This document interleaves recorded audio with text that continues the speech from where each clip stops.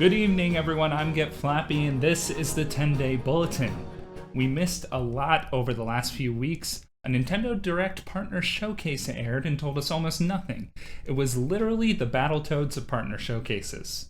The Super Bowl aired, or as we like to call it, D&D night, and an update on the Hugo Awards in Chengdu, which comes to us from leaked emails, voted number one way to get caught saying evil shit by Technologically Inept magazine. We found more information in these emails supporting alleged discrimination and censorship from the Worldcon team. We don't have any time tonight to get into too many specifics, so I'll sum it up as simply as possible. Daddy Hugo Award, aka Dave McCarty, seems to have sent the book version of Team Rocket to research if any nominees might not gel with the political atmosphere of China. Book Team Rocket came back with a list of authors who were either critical of China, are LGBTQ+, or really wrote anything about China in general. And many of these names discussed in the emails ended up disqualified. And for a book award, it seems like Book Team Rocket really avoided reading the actual works, with quotes from their email correspondence saying, "I haven't read it," in regard to Babel, "I have not read the book in regard to the daughter of Dr. Moreau, and it's not necessary to read everything in regard to, making sure any book is eligible for a fucking award." They basically did their research the same way I researched All Quiet on the Western Front for AP US History. I didn't read a word of the book. I know it's about war, but I couldn't tell you which one, and somehow I ended up with 4 pages double-spaced about it. In other news, LEGO is partnering with D&D to bring us what it seems corporations think nerds want these days, which are less than cleverly disguised sex toys. Netflix released their live-action Avatar: The Last Airbender show. Finally, we get to see what Aang and his friends would look like in real life for the first time since, oh look, it's the first time ever.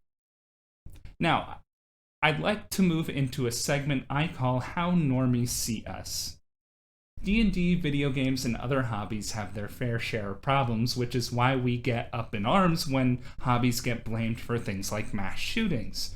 We're already dealing with rampant 12-year-olds shouting racist slurs on comms.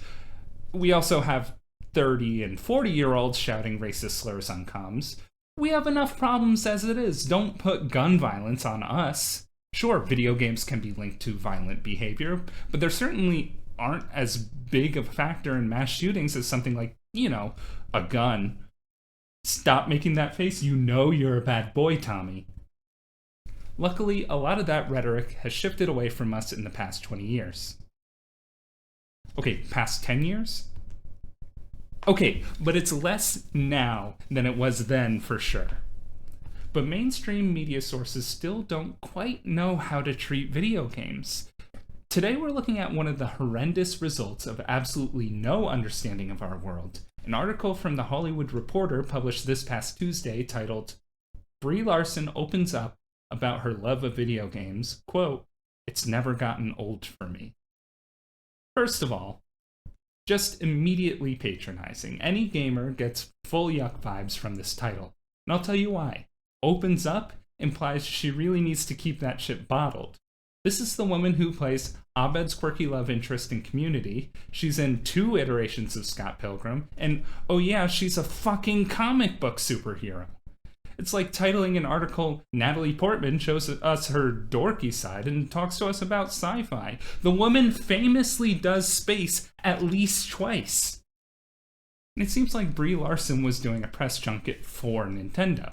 Elle magazine also did an interview with her that was actually much better handled. The title, Brie Larson on What to Expect When Playing Princess Peach Showtime and Her Go-To Nintendo Games. May not be a gamer's cup of tea, but at least it frames it in perspective. Elle is a fashion magazine, and people who read that might genuinely be interested in what Brie Larson plays.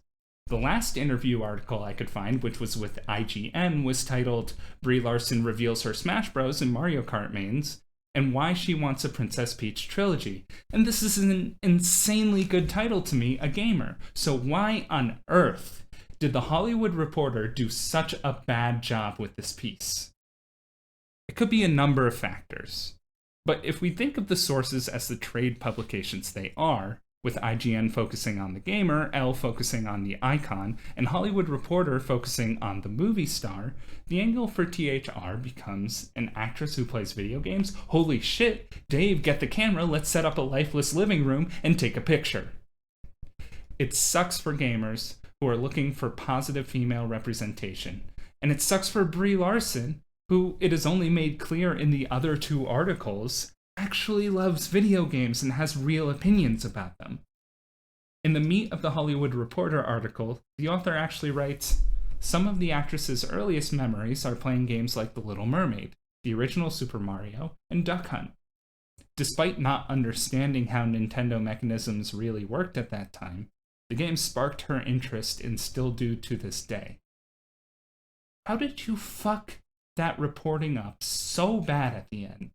Compare that to Elle's article, which has Larson talking about how she thinks she's probably halfway through Tears of the Kingdom at this point, and IGN's article tells us that she's taking her time with Zelda, saying that she doesn't want to blast through it.